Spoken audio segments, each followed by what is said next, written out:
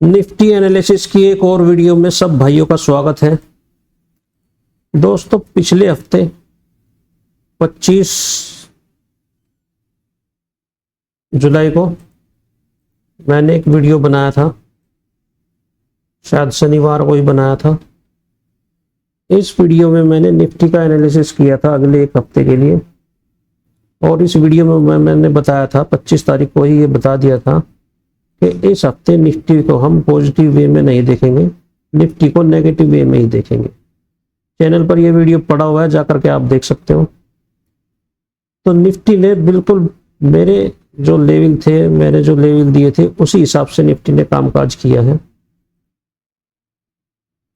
पिछले हफ्ते मैंने बताया था कि ये जो एरिया है 25 तारीख के आसपास मैंने बताया था, हाँ 24 तारीख को हमारा फ्राइडे था और मंडे को मार्केट खुला था। मैंने शनिवार को वीडियो बनाया था, तो मैंने 25 तारीख को बताया था कि इस एरिया में मार्केट अगर खुलता है तो वो ट्रैप करेगा, और जब भी पोजीशन बनानी होगी हम नेगेटिव साइड ही बनाएंगे।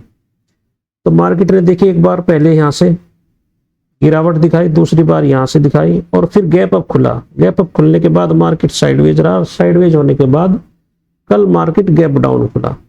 मैंने इस वीडियो में लिखा हुआ है निफ्टी गैप डाउन। तो मुझे इसकी पहले से आशंका थी और निफ्टी ने वो काम यहाँ करके दिखाया है जो मैंने बोला था।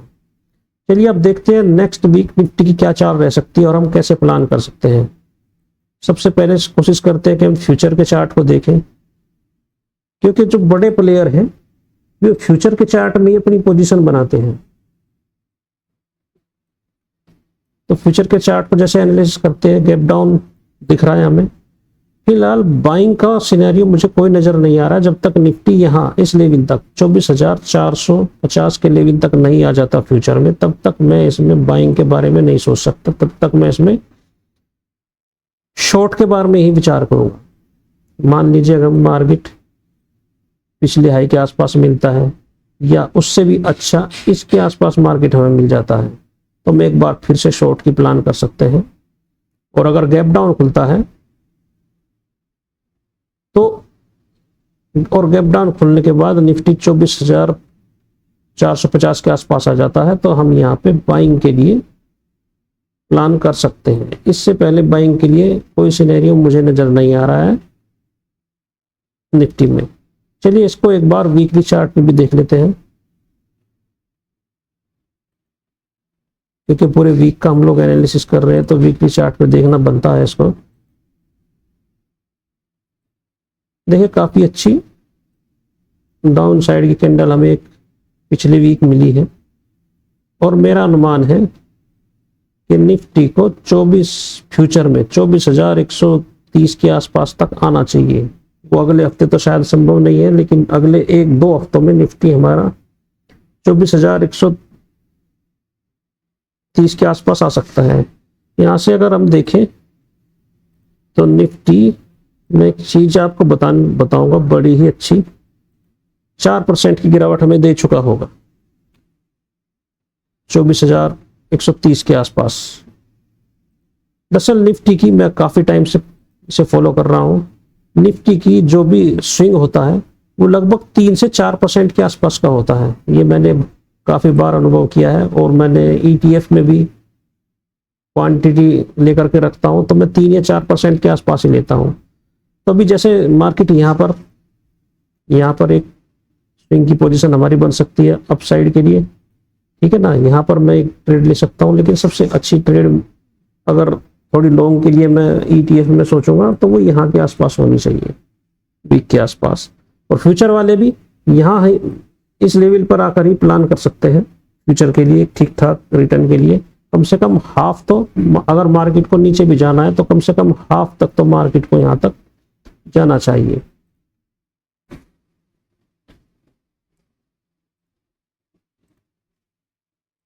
अगर मार्केट 4% गिरती है और मार्केट को नीचे भी जाना है तो कम से कम 2% की उसे रिकवरी फिर से देनी चाहिए, उसके बाद मार्केट को नीचे जाना चाहिए। चलिए देखते हैं क्या करता है। फ्यूचर का हमने एनालिसिस कर लिया, चलिए अब इसके मूल चार्ट का भी एनालिसिस कर लेते हैं। सबसे पहले वीक की कैंडल देखेंगे।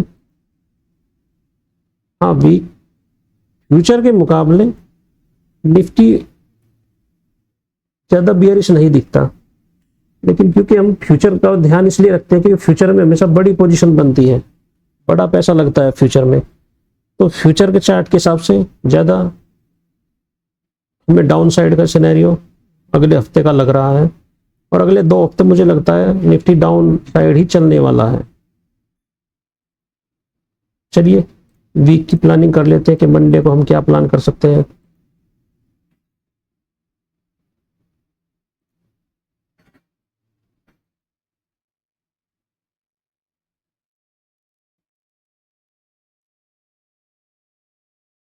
पच्चीस तारीख के वीडियो में जैसे मैंने बताया था, ये 24 तारीख है, और फिर ये हमारी मार्केट ये 24 जुलाई, 25 या 26, हाँ इसी तारीख को मैंने बनाया था। ये मंडे की मार्केट खुली थी हमारी 29 जुलाई को। तो आप देख सकते हैं कि उस मार्केट गैप अप खुली थी, और उसके बाद मार्केट ने एक हाई मारकर फिर से नीचे आई, फिर दोबारा से मार्केट उसी पॉइंट पर गई। मेरी लाइन ड्रॉ हो चुकी है वहां से 2 ट्रेड हमें मिलती थी, एक ये फर्स्ट वाली, ये सेकंड वाली। फिर मार्केट गैप अप हुआ, गैप अप होने के बाद साइडवेज हुआ, और साइडवेज होने के बाद फिर से गैप डाउन हुआ। जैसे कि मैंने 25 को आपको बताया था कि हमें एक गैप डाउन जरूर मिलेगा, तो ये गैप डाउन हमें यहाँ पर मिला।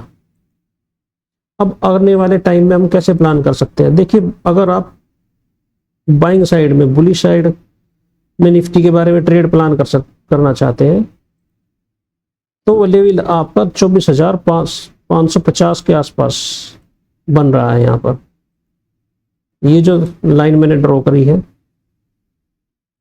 24,500 के आसपास, यहाँ पर हमारी बाइंग साइड की ट्रेड बन सकती है। अगर सोमवार को निफ्टी हमें यहाँ के आसपास या गैप डाउन मिले या धीरे करके यहाँ पर आए, तो हम यहाँ पर पोजीशन फिर से एक बार यहाँ तक के लिए बना सकते हैं। यहाँ तक का हमारा टारगेट होगा।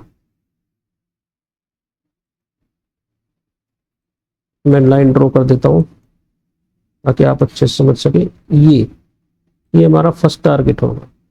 यहीं से फिर ये डाउन साइड का हमें सिनेरियो दिखेगा।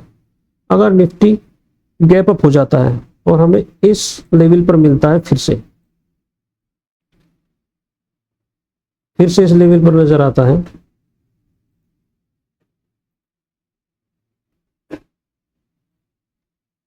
फिर से इस लेवल के आसपास हमें नजर आता है, तो एक बार फिर से हम पुट साइड की नीचे जाने वाली पोजीशन बना सकते हैं, शॉर्ट कर सकते हैं निफ्टी को। और उससे भी अच्छा अगर हमें यहाँ मिल जाए फिर से एक बार, क्योंकि क्या होता है कि बड़े प्लेयर, ये जो हमारा गैप डाउन हुआ है, यहाँ पर काफी सारी पोजीशनें बनने के लिए रह गई है। तो क्या होगा कि जो बड़े प्लेयर हैं फ्यूचर में भी, वो चाहेंगे कि मार्केट यहाँ के आसपास आए और फिर से इसमें फ्यूचर में हम लोग पोजीशन बनाएं, ताकि ये जो क्वांटिटी रह गई है, मार्केट एक बार इस क्वांटिटी को उठा ले और फिर हमें डाउन साइड का सिनेरियो दो। तो सबसे अच्छा होगा कि हमें मार्केट अगर इस लेवल के आसपास मिल जाती है, तो हमें काफी अच्छे तरीके से बेयरिश साइड की लंबे साइड में फ्यूचर में यहाँ पर पोजीशन बना सकते हैं, और इंट्राडे में भी काम कर सकते हैं। बाइंग साइड में मैं तब तक नहीं जाऊंगा जब तक निफ्टी 24,500 के आसपास नहीं आ जाता। अगर बड़े लेवल की बात करें तो जैसे कि मैंने फ्यूचर में आपको बताया, जब तक निफ्टी 24,000 के आसपास नहीं आ जाता तो बड़ी पोजीशन इसमें नहीं बनाई जा सकती। मैं ETF में एंट्री लेना पसंद करूंगा अगर 24,000 के आसपास निफ्टी आ जाता है अच्छी क्वांटिटी से, और यहां से लगभग 4% का ये हमारा, एक सेकंड जी, लगभग 4% के आसपास की ये हमारी रैली हो जाएगी। 4% के आसपास मैं यहाँ पर पोजीशन लेना पसंद करूंगा, और कम से कम 2% तक, 2% इस एक स्विंग में मैं 2% ETF में जरूर लूंगा। चलिए देखते हैं अगले हफ्ते निफ्टी किस तरीके से काम करता है। आप लोग भी अपने रिस्क रिवॉर्ड के हिसाब से काम करिएगा और बताइएगा कि मेरा एनालिसिस आपको कैसा लगा, अच्छा लगा, खराब लगा। कमेंट करके आप बताइएगा और आप भी अपना सुझाव दीजिएगा। किसी और स्टॉक का आप एनालिसिस करवाना चाहते हैं तो वो स्टॉक का आप मुझे कमेंट कर दीजिए, मैं उसका भी एनालिसिस कर दूंगा।